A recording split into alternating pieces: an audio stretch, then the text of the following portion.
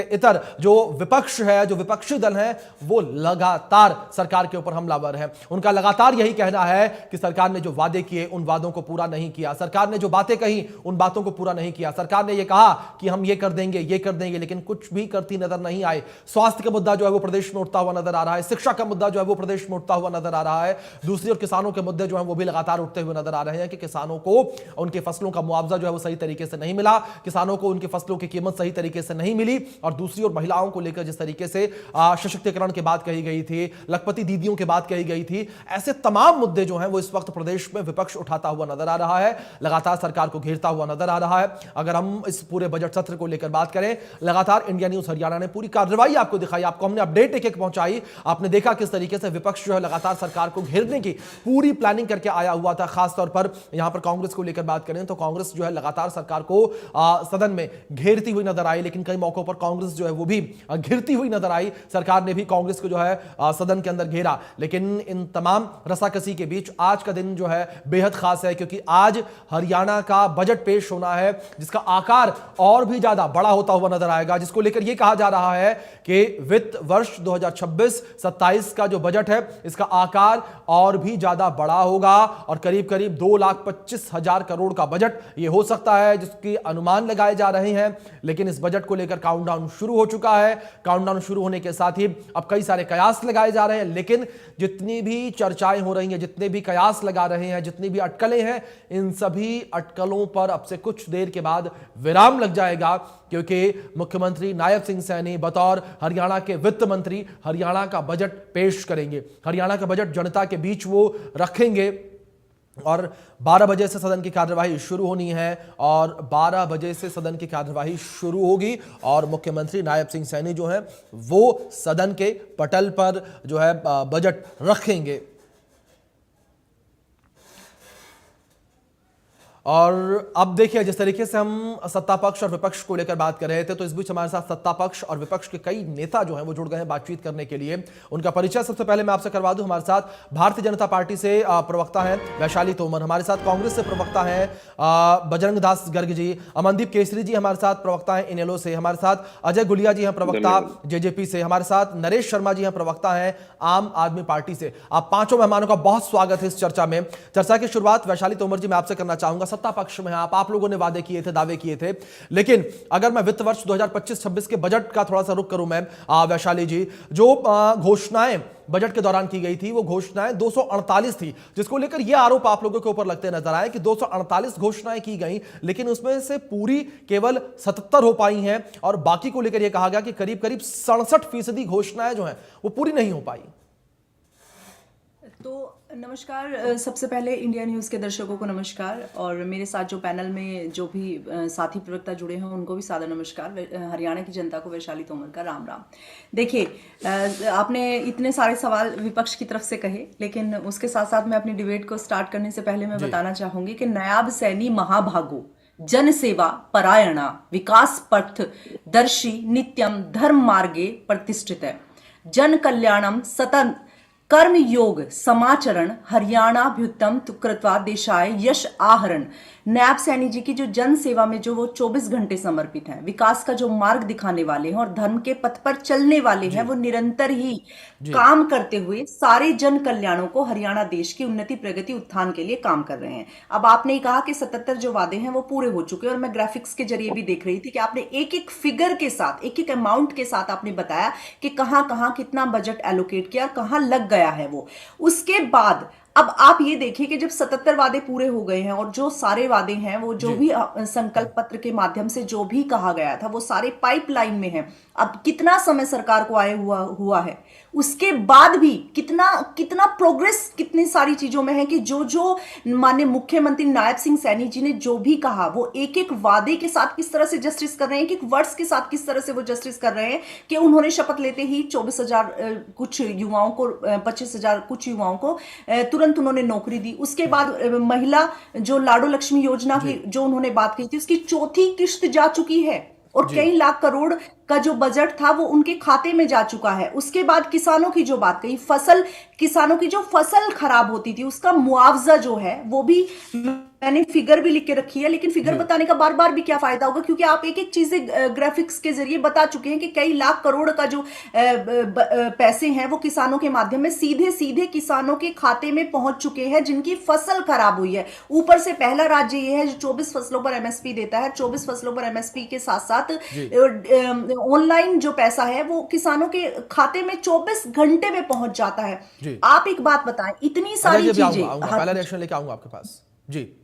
बिल्कुल बिल्कुल, इनकी बात जरूर सुनिएगा, ये तो बैठकर यही बोलेंगे, लेकिन मैं यही कहना चाहूंगी कि हरियाणा की जनता के लिए बहुत बेहतर काम हो रहे हैं। 2014 में 2014 के बाद लगभग 24 लाख घरों में बिजली के कनेक्शन दिए गए हैं। आपको याद होगा कि जब पिछली सरकारें जब आती थी तो कहा करती थी कि हम 24 घंटे बिजली देंगे, 24 घंटे बिजली देंगे, लेकिन इतने लंबे समय तक शासन में रहने के बावजूद कभी कोई 24 घंटे बिजली नहीं दे पाया। अगर 24 घंटे कोई बिजली दे रही है तो वो सिर्फ भाजपा की सरकार है। और आपने देखा वो समय तो आप हरियाणा में भूले नहीं होंगे। नहीं सुनिए, लेट मी कंप्लीट फर्स्ट। अगर क्वेश्चन किए हैं तो एक बार उनका हरियाणा की जनता को भी तो पता चलना चाहिए ना कि क्या क्या किया है। अब यहाँ पे तो विपक्ष बैठ के बोलेगा ही फालतू की बातें, लेकिन हरियाणा की जनता को भी ये पता होना चाहिए कि क्या किया है।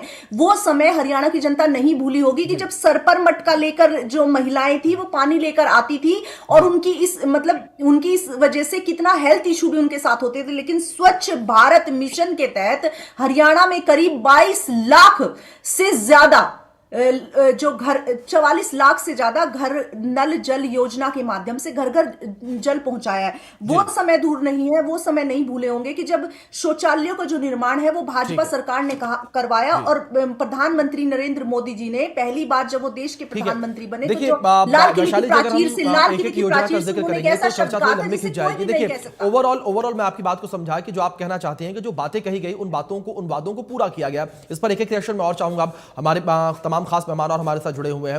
सबसे पहले मैं अब इसके बाद बजरंग दास जी का रुख करूंगा, माफ कीजिएगा। बजरंग दास जी, जिस तरीके से अगर कांग्रेस को लेकर बात करें, कांग्रेस ने लगातार आरोप लगाया कि जो पिछले वित्त वर्ष 2026-27 का 25-26 का जो बजट था वो खोखला था। 2026-27 को लेकर भी आप लोग यही कह रहे हैं कि ये बजट भी खोखला आएगा।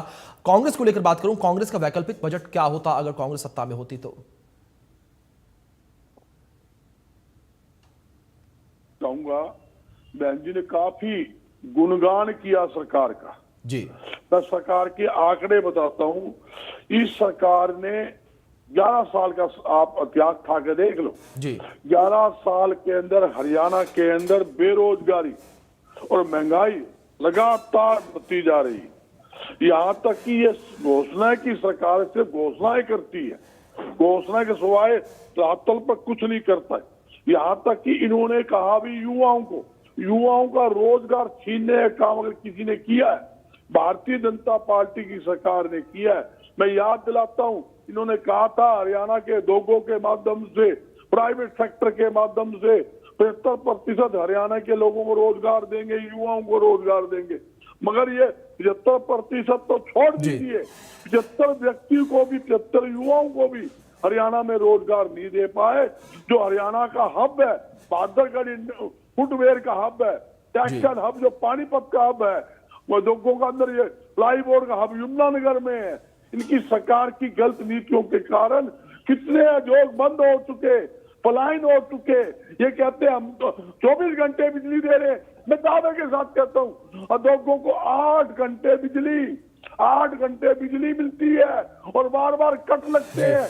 यहाँ तक कि फिक्स चार्जिंग 165 रुपए हुआ करता, इन्होंने 290 रुपए उद्योगों पे फिक्स चार्जिंग लगाकर उनको मतलब उद्योगों को ठप करने का काम किया है। और जहां तक किसानों की बात है, किसानों को कोई कहते एमएसपी 24, मैं पूछना चाहता हूं, आज नरमा की खरीद मंडियों के अंदर भी चल रही है, 7860 एमएसपी है।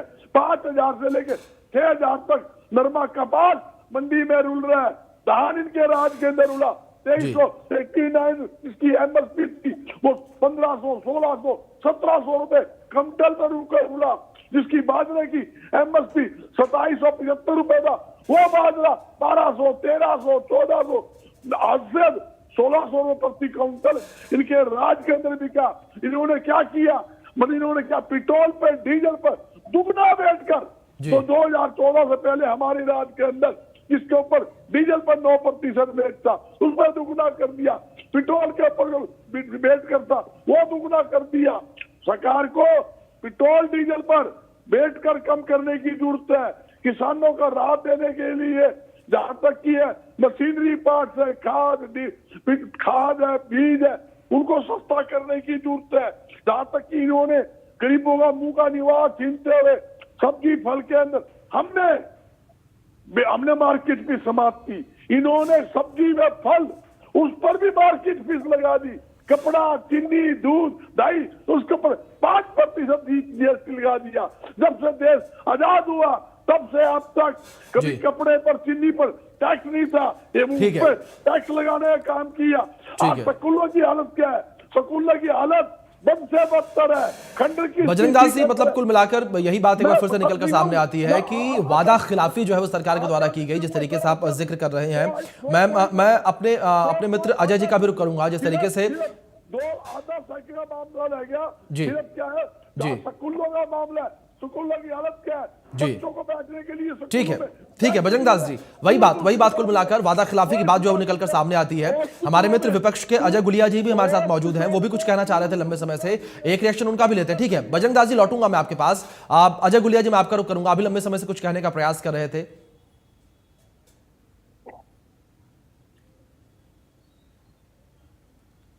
अजय जी, आवाज पहुंच रही है आप तक मेरी?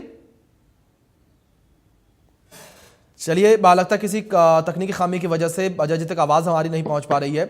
और हमारे साथ अमनदीप केसरी जी भी लगातार बने हुए हैं, INLD से प्रवक्ता हैं। अगर अमनदीप जी बजट को लेकर बात करें तो बजट में क्या लगता है आपको कि क्या वादे किए गए, क्या कमी रही जो कमियां 2026-27 के वित्त वर्ष के बजट में पूरी होनी चाहिए? अमनदीप जी।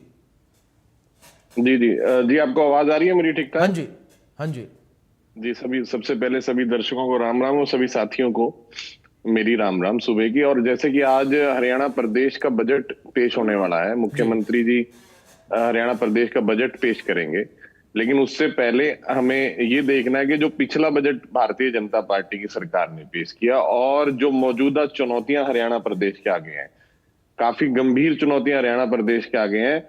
हमारा प्रदेश देश के अंदर उन प्रदेशों में सबसे आगे है जिनके ऊपर कर्जा का जो बोझ है वो बहुत ज्यादा बढ़ता जा रहा है। जी। हमने देखा कि पिछले वित्त वर्ष का करीब 2 लाख करोड़ रुपए का जो बजट था, उसमें से करीब 30%, 57,000 करोड़ रुपए केवल कर्जे की अदायगी के अंदर गया, उसको ब्याज को चुकाने के अंदर गया और उसकी अदायगी के अंदर गया। तो एक बहुत बड़ा हिस्सा जो बजट का है और बहुत बड़ा जो प्रावधान जो हरियाणा प्रदेश के वित्तीय जो मैनेजमेंट का है वो केवल और केवल कर्जे के लिए जाता है। ये गंभीर समस्या है। उसके बाद जो प्रदेश में बढ़ती हुई बेरोजगारी है, बेरोजगारी में प्रदेश बिल्कुल जीरो हो गया, लॉ एंड ऑर्डर के अंदर जीरो हो गया। जहां से लॉ एंड ऑर्डर अच्छा होगा प्रदेश का, तभी यहाँ पर कोई अपनी इकाई स्थापित करेगा, कोई कंपनी आएंगी, फॉरेन इन्वेस्टमेंट आएगी, तभी जाकर रेवेन्यू जो है प्रदेश की बढ़ेगी, तभी प्रदेश के खजाने में पैसा आएगा। बहुत सारी गंभीर चुनौतियां प्रदेश के आगे हैं जी। और खासकर ये आंकड़ों का बजट तो पेश करते हैं, लेकिन एक और बहुत बड़ी खामी प्रदेश के पिछले बजट में रही जी। इन्होंने जितने भी विभागों में बजट का आवंटन किया, उसके अंदर विकास के ऊपर जो खर्चा था वो केवल, आपको जानकर हैरानी होगी, वो 1% से भी कम था। आज ही प्रमुख अखबारों ने छापा है बाकायदा डाटे के साथ, कई विभागों के अंदर तो विकास के ऊपर बजट ही एक रुपया भी खर्च नहीं हुआ। यानी कि सभी का सभी सारा बजट केवल विभाग को चलाने में, तनख्वाह देने में और अन्य खर्चों में होगा। वहां पर विभाग के अंदर कोई भी विकास का ऐसा काम नहीं हुआ जिससे जहां पैसा लग सके। तो ये बहुत बड़ी गंभीर चुनौतियां जो है प्रदेश के अंदर हैं और इस वित्तीय प्रबंधन को करने के लिए, और हम उम्मीद यही करते हैं कि इस बार का जो बजट है, इन सभी बातों को ध्यान में रख के भारतीय जनता पार्टी हरियाणा प्रदेश के लोगों की सुख सुविधा के लिए और खासकर से एक ऐसा बजट पेश करेगी कि जिससे ये साबित होगा कि हरियाणा प्रदेश वाकई में ही लोक भलाई के काम करता है और लोक भलाई की सरकार के लिए जो हरियाणा प्रदेश की सरकार बनती है जी। उसके लिए ही वही दायित्व प्रदेश का होता है। ठीक है। और ये सारी चुनौतियां जो हैं, चाहे बेरोजगारी की है, और कानून व्यवस्था की है, उनका भी प्रावधान की उम्मीद हम करते हैं। ऐसी बिल्कुल अमनदीप जी, जाहिर तौर पर इंडियन जो नेशनल चुनौतियां कांग्रेस इस वक्त करता है प्रदेश की जनता कि के सामने ऐसी हैं, उन चुनौतियों का जो हल है वो निकले। अजय गुलिया जी हमारे मित्र लगातार हमारे साथ बने हुए हैं। बीच में नेटवर्क प्रॉब्लम कुछ हो गई थी। अजय जी, आप तक आवाज पहुंच रही है मेरी? बिल्कुल आ रही है आवाज, आ रही जी अजय जी, मैं आपका रिएक्शन चाहूंगा। आप भी लंबे समय से कुछ कहने का प्रयास कर रहे थे। है। देखिए, अभी सभी साथी प्रवक्ताओं को मेरी नमस्कार। मैं एक चीज जरूर कहना चाहूंगा, देखिए कंपैरिजन जरूर होता है चीजों जी का, और जब खास करके जी पैसे की बात हो, आंकड़ों की बात हो, तो कंपैरिजन होना ही चाहिए। अभी बात आ रही थी कि 57,000 करोड़ रुपए तो हमने अपने लोन के एडवांस के लिए और लोन की रीपेमेंट के लिए 1,99,000 करोड़ के बजट में से हमने दे दिया। जी आपको जानकर के हैरानी होगी कि हमने डेवलपमेंट पे कितना खर्चा किया हरियाणा प्रदेश के अंदर पिछले साल, कुल 12,480 करोड़। आप 4 गुना पैसा अपने लोन की रीपेमेंट के लिए दे रहे हैं, एडवांस के लिए दे रहे हैं, और प्रदेश के ऊपर खर्चा कितना कर रहे हैं? 12,480 करोड़। क्या भारतीय जनता पार्टी की प्रवक्ता ये बता पाएंगी, जो बैठ करके ये कह रही थी हम तो ऐसे ही बात करेंगे? अरे आप श्लोक जरूर सुना सकती हैं, लेकिन काम आप थोड़ी कर सकते हैं। तो ये सारी चीजें हम सोचने की हैं कि जब इतना प्रदेश के अंदर इतना डिफरेंस होगा कि कर्जा चुकाने की रकम हमारी इतनी ज्यादा है और डेवलपमेंट पे हम लोग क्या खर्चा कर रहे हैं। उसके बाद दूसरी बात सोचने की है कि गुड़गांव जैसे शहर में जो प्रदेश को रेवेन्यू देता है, वहां डेवलपमेंट के लिए अलॉट पैसे में से सिर्फ 4.5% आप खर्च कर पाए हैं। तो ये सारा पैसा आप योजनाओं में दिखा तो रहे हैं, लेकिन क्या जमीन पर ये पैसा लग रहा है? ये मेरे कहने की बात नहीं है, तो सरकारी आंकड़े हैं कि गुड़गांव के लिए जो अलॉट किया था उसमें से 4.5% आप लोग सिर्फ खर्च कर पाए हैं। तो डेवलपमेंट क्या हुई? आपने तो 100% का वादा किया था, 100% की घोषणाएं की थी, 4.5%। अरे मैं कहता हूँ 50 होता, 60 होता, हम भी मानते। देखिए, हर छात्र 80%, 90% नंबर नहीं लाता। 60% को भी हम मान लें कि फर्स्ट डिवीजन आ गई, अरे 4.5% तो फेल होता है। फेल से भी नीचे, ये तो कोई मेरे ख्याल जेड से भी नीचे कोई ग्रेड होगा तो वो आपको मिलेगा। ये सारी चीजें होने के बाद और आप टीवी पर बैठ करके कह रही हैं कि विपक्ष तो बातें करेगा। अरे क्यों नहीं करेगा? ये लोकतंत्र की खूबसूरती है कि आपको लोगों ने सत्ता चलाने की ताकत दी है, तो विपक्ष को अपनी बात रखने की ताकत भी संविधान देता है। सवाल पूछे जाएंगे आपसे। जी authority comes with lots of responsibility. अगर लोगों ने आपको सत्ता चलाने की ताकत दी है, विधायक दिए हैं, तो जवाबदेही भी आपकी बनती है, ज्यादा बिल्कुल जवाबदेही आपकी बनती है। और बिल्कुल विपक्ष का काम सवाल पूछना है, विपक्ष का काम लोगों की आवाज उठाना है, हरियाणा प्रदेश के लोगों की आवाज उठाना है। आप इस बात पर जवाब दें। 57,000 करोड़ रुपए तो आप दे रहे हो कर्जे के लोन चुकाने के लिए, 12,480 करोड़ रुपए डेवलपमेंट में खर्च हो रहे हैं। क्या कोई कंपैरिजन है इस चीज का? कर जी सकते हैं। गुड़गांव में 4.5% आप खर्चा कर रहे हैं टोटल एलोकेटेड बजट में से, तो क्या डेवलपमेंट आप लोगों ने की होगी? इस बात जी का जवाब आप दें। ठीक है, अजय जी जवाब लेंगे, लेकिन इससे पहले एक रिएक्शन नरेश जी का मैं लेना चाहूंगा। नरेश जी, आम आदमी पार्टी को लेकर बात करें। आम आदमी पार्टी जो है वो शिक्षा स्वास्थ्य के मॉडल को लेकर बात करती है। क्या आपको लगता है कि आम आदमी पार्टी जिस शिक्षा और स्वास्थ्य के मॉडल की बात करती है, उस शिक्षा और स्वास्थ्य का मॉडल हरियाणा प्रदेश में नजर आता है?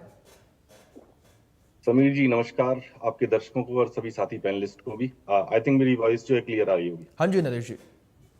जी, अभी एक और श्लोक जैसे हमारी बहन बता रही थी, ऐसे ही ऋणी कृतवय धृत पीवते। तो इसका मतलब क्या है कि कर्ज लेकर घी पीने की नीति जो है भारतीय जनता पार्टी करती है। जी तो वो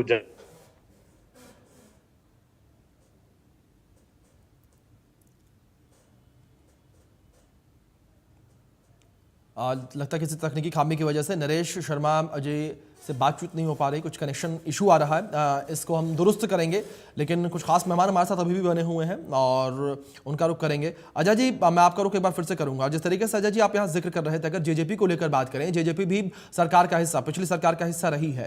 ऐसे में जेजेपी जिस तरीके से 4 साल तक सरकार में रही, क्या आपको लगता है कि 4 साल सरकार में रहने के बाद सरकार का जो अब बजट आ रहा है उसमें जेजेपी की छाप कहीं देखने को मिल रही है? कोई जो आप कह सकते हैं कि उसकी पहचान जो है वो अभी भी बजट में झलकती नजर आ रही? क्योंकि अगर बात यहां पर की जाए जेजेपी को लेकर, जेजेपी हमेशा ये कहती है कि जब तक हम सरकार में रहे, हमने पुरजोर कोशिश की कि युवाओं की बात जो है वो उठाई जाए, हर वर्ग की बात जो है वो उठाई जाए।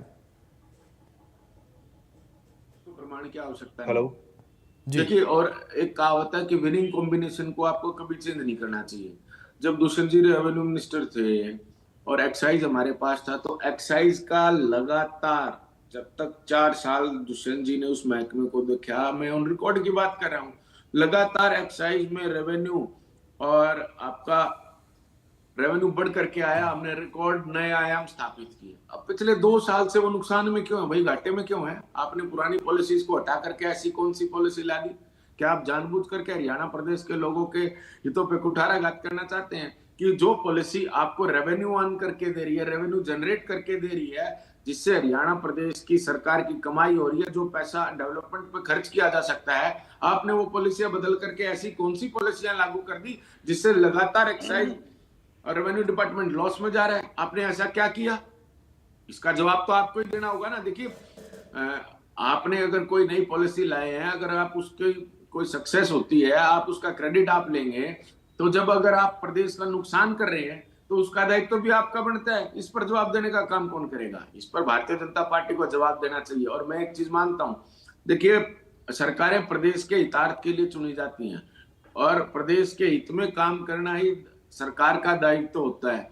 कोई ये क्रेडिट ले ले कि ये दे दिया, वो दे दिया, क्या किसी ने अपने बाप दादा की खानदानी जमीन दे करके किसी को दिया है क्या? हमारा पैसा है, हरियाणा प्रदेश के लोगों का पैसा है, लोगों को मिलना चाहिए। आपको क्रेडिट पॉलिसी का मिलना चाहिए, किसी को पैसे देने का क्रेडिट आप नहीं ले सकते कभी भी। हाँ, आपने अच्छी पॉलिसी कोई बनाई है जिससे लोगों को लाभ मिल रहा है, आप उस पॉलिसी का क्रेडिट लें। आप इस बात का क्रेडिट कोई अगर हरियाणा प्रदेश के अंदर या किसी भी प्रदेश के अंदर कोई लेता है कि मैंने लोगों को 2000 करोड़ दे दिया, मुआवजे के रूप में इतना दे दिया, क्या आपने अपने घर से पैसा दिया है? वो लोगों का पैसा था। अगर लोगों ने फसल बीमा योजना के तहत अपने प्रीमियम भरे हैं और फसल का नुकसान हो गया, तो उनका राइट बनता है, लेजिटिमेट राइट है उनका, वो उनका लेजिटिमेट राइट है कि वो अपना क्लेम करेंगे। ये तो आपने व्यापारी कर लिया। कोई आप उनको लाभार्थ, कोई सरकार की तरफ से कोई योजना थोड़ी दे रहे हो, आपने उनसे प्रीमियम लिया, उनका नुकसान हुआ तो वो आपको देना ही पड़ेगा। वो कानून ना बाध्य है उस बात के लिए। आप इस बात का क्रेडिट नहीं ले सकते, कोई नहीं ले सकता। अगर इस बात का क्रेडिट कोई हम भी लेना चाहे या कोई और भी लेना चाहे, ये जनता का पैसा है, जनता के पास ही जाना चाहिए। हाँ, पॉलिसीज का जरूर आपको क्रेडिट, आपको उसका, अगर आप कोई पॉलिसीज ऐसी आपकी आती हैं कि आपके लोगों को बहुत लाभ हो रहा है, उसका आप जरूर क्रेडिट लें। किसी को पैसे देने का, जनता का पैसा है, आपने अपने घर से, आप तो जनता के पैसे से अभी मेरे भाई ने जिक्र किया, बजरंग दास जी कह रहे थे कि महकमों को चलाने में सारा पैसा इन्होंने खर्च कर दिया, लोगों के हित के लिए तो कोई पैसा लगा नहीं पाएंगे। उस बारे में जवाब भी तो भारतीय जनता पार्टी देगी कि गुड़गांव में 4.5% 12,480 करोड़ डेवलपमेंट पे और 57,000 करोड़ रुपए आप खर्च कर रहे हो लोन की रीपेमेंट पे और एडवांस के लिए। जी जी, लेकिन दूसरी ओर अजय जी, जिस तरीके से सरकार को लेकर बात करें, सरकार ने ये कहा कि लगातार जो वादे किए गए उन वादों को पूरा किया गया और हमने जो आम जनता है उनकी राय को बजट में शामिल किया। आम जनता जैसा बजट चाहती थी वैसा बजट हमने जो है बना कर दिया और ऐसा अब तक की किसी भी सरकार ने, किसी भी पार्टी ने नहीं किया प्रदेश में। तो इसका मतलब तो ये अपने पूर्व के मुख्यमंत्री मनोहर लाल खट्टर जी को और पिछली सरकार को जीरो बताने का काम कर रहे हैं कि उन्होंने कुछ नहीं किया, इन्होंने सब कुछ कर दिया। देखिए, डेवलपमेंट एक ऑनगोइंग प्रोसेस है। किसी सरकार का विजन रोड की तरफ होता है, किसी सरकार का विजन इंडस्ट्रीज की तरफ होता है, लेकिन इन सब का दारोमदार एक प्रदेश के अंदर लॉ एंड ऑर्डर पर भी होता है। जब प्रदेश के अंदर सरकार का और पुलिस प्रशासन का इकबाल होता है, जहां आज प्रदेश के अंदर आप देख सकते हैं गुंडे बेखौफ घूम रहे हैं, सरेआम लोगों को धमकियां दी जा रही हैं, लोगों के प्रतिष्ठानों पर किस प्रकार से गोलियां बरसाई जा रही हैं, ये कोई बात मेरे से, हरियाणा प्रदेश के लोगों से छिपी थोड़ी है कि किस प्रकार से लोगों को डरा धमका करके एक्सटॉर्शन किया जा रहा है, किस प्रकार से उनके व्यापारिक प्रतिष्ठानों पे गोलियां बरसाई जा रही हैं। ये लॉ एंड ऑर्डर प्रदेश के डीजी लेवल के, आईजी लेवल के अधिकारी, इंस्पेक्टर लेवल के अधिकारी किस प्रकार से सुसाइड कर रहे हैं, किन लोगों की मिली भगत है? क्या आज तक जांच में कुछ सामने आया है? कोई निष्कर्ष तो निकलता, किसी प्रकार का निष्कर्ष तो निकलना चाहिए था, कोई रिजल्ट तो आना चाहिए था कि भाई प्रदेश के अंदर क्या रिजल्ट रहा, इसकी जांच हुई थी, इस मामले की जांच हुई थी, एक आईपीएस ने आत्महत्या कर ली, उसकी जांच का रिजल्ट क्या है? कोई रिपोर्ट आज तक कभी सामने आई है क्या? कोई रिपोर्ट सामने इनकी आती नहीं है। मुख्यमंत्री कहते हैं मैंने जांच के आदेश दे दिए। अरे भाई, जांच के आदेश दे दिए तो मुख्यमंत्री ने आदेश दिए तो जांच का निष्कर्ष तो हो, क्लीन चिट हो, सजा हो, दोषी हो, निर्दोष हो, कोई तो बात हरियाणा प्रदेश के लोगों के सामने आनी चाहिए। हमने तो आज तक कोई ऐसी रिपोर्ट देखी नहीं जिसका खुलासा हो, जिसमें किसी को निर्दोष साबित किया गया हो, किसी को दोषी साबित किया हो। मैं इस बात का अफसर नहीं हूं कि रिपोर्ट में क्या देखिए, वो तो जांच का विषय अजय जी, है। जिस तरीके से आपने जिक्र किया, जाहिर तौर पर कई ये आरोप जो है वो सरकार के ऊपर लगते नजर आ रहे हैं। एक रिएक्शन में अब इस बीच अब वैशाली जी का भी चाहूंगा। वैशाली जी, जहां एक और आप वादों को पूरा होने की बात करती नजर आ रही हैं, जहां एक और आप ये कहती नजर आ रही हैं कि सरकार ने जो वादे किए वो सभी के सभी पूरे किए, लेकिन विपक्ष के जिस तरीके से 4 मेहमान हमारे साथ और बैठे हुए हैं, किसी ने इस चीज को नहीं माना कि जो वादे किए गए वो धरातल पर पूरे उतरते हुए नजर आए हैं। वैशाली जी, कैसे मानेंगे, कैसे मानेंगे? विपक्ष है, मान थोड़ी ना लेंगे, लेकिन यहां बैठ के झूठ की बातें करेंगे, उससे क्या ही हो जाएगा। 2014 के बाद ये मैं एक एक करके सारे प्रवक्ताओं की बात मैंने बहुत ध्यान से सुनी और बहुत धैर्य से सुनी है, ठीक है। अब अगर मैं बोलूं तो बीच में इंटरप्ट ना करें और सुन लें एक बार। जिस तरह से इन्होंने जो भी आंकड़े बताए मैंने वो सारे सुने हैं। उसके बाद मैंने एक एक प्रवक्ता का मैं जवाब देती हूँ। एक प्रवक्ता ने हमारे बोला कि यहाँ पे तो रोजगार ही नहीं है, लोगों को रोजगार नहीं मिल रहा है। उसके ऊपर मैं बताती हूँ बाहर से निवेश नहीं आ रहा है, कंपनियां बंद होकर चली गई हैं। 2014 के बाद जो राज्य में जो निवेश की जो स्थिति है ना वो बहुत बेहतर हुई है। इनको नहीं पता होगा कि 2014 से 18 के बीच की मैं बता देती हूँ, कम से कम 80,000 करोड़ का जो निवेश है वो हुआ है। और उसके साथ साथ ये अगर आंकड़े उठाकर देखें, एफडीआई विदेश निवेश जो है वो 1.23 लाख करोड़ से अधिक 2025 तक के बीच में आया है। 19 से और 25 के बीच में आया है। ये यहां बैठकर कुछ भी कोई भी आंकड़ा उठा लेते हैं और कुछ भी कह लेते हैं, चलिए हमने तो कुछ नहीं काम किया। ये जो 267 करोड़ रुपया किसानों का छोड़कर गए थे, किसानों के ऊपर 267 करोड़ रुपया जो मनोहर लाल जी ने मुख्यमंत्री बनते ही किसानों के ऊपर से उनका कर्ज हटाया था, और 15,500 करोड़ रुपया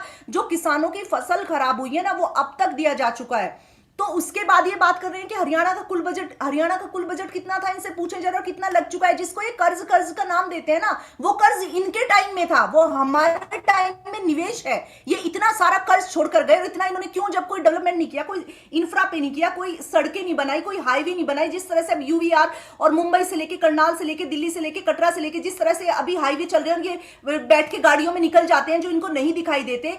इनसे पूछा जाए कि इन्होंने इतना कर्ज क्यों लिया था जब इन्होंने कोई काम नहीं किया। इन्होंने किसानों की बात करते हैं, किसानों को क्या दिया इन्होंने? किसानों की बात करते हैं, क्या दिया इन्होंने किसानों को? क्या किया अब जिस तरीके से वैशाली जी अब तमाम बातों का जिक्र कर रही है, एक रिएक्शन इस पर मैं यहाँ पर नरेश जी का भी लेना चाहूंगा। कुछ टेक्निकल इशू की वजह से पहले उनकी बात कंप्लीट नहीं हो पाई थी। ठीक है, मैं आऊंगा। देखिए बातें वहीं फिर से पहुंच गई हैं कि जो बातें कही गई हैं वो पूरे किए गए। देखिए, कर्ज को लेकर बात करें तो लगातार जो बातें आप लोगों के द्वारा कही गई कि प्रदेश को हम फायदे में लेकर आए, लेकिन उसके बावजूद कर्ज जो है वो बरकरार रहा। ये भी एक बड़ा सवाल लगातार सरकार पर उठता रहा। नरेश जी, प्लीज आप कंप्लीट करिए अपनी बात, जिस तरीके से आपका रिएक्शन रह गया था। जी समीर जी, अभी पहली बात तो बधाई देना चाहूंगा कि पूरे देश को कि अरविंद केजरीवाल जी के ऊपर जो आरोप लगाए गए थे भारतीय जनता पार्टी ने, और बाइज्जत आपने देखा कि कोर्ट ने बरी किया और उन्हें, और देश के अंदर जो छवि थी उनकी, पहले हम कहते थे कट्टर ईमानदार नेता की, वो आज पूरा देश जान रहा है। पहले ये गला फाड़ फाड़ के चिल्लाते थे, और अभी भी ऐसा ही लग रहा है कि थोड़ा सा बीपी हाई हो गया हमारी बहन का, क्योंकि अभी कह रही थी कि कर्ज लेके काम चलाते थे। अरे 3 गुना कर्ज तो 6 साल के अंदर आपका हो गया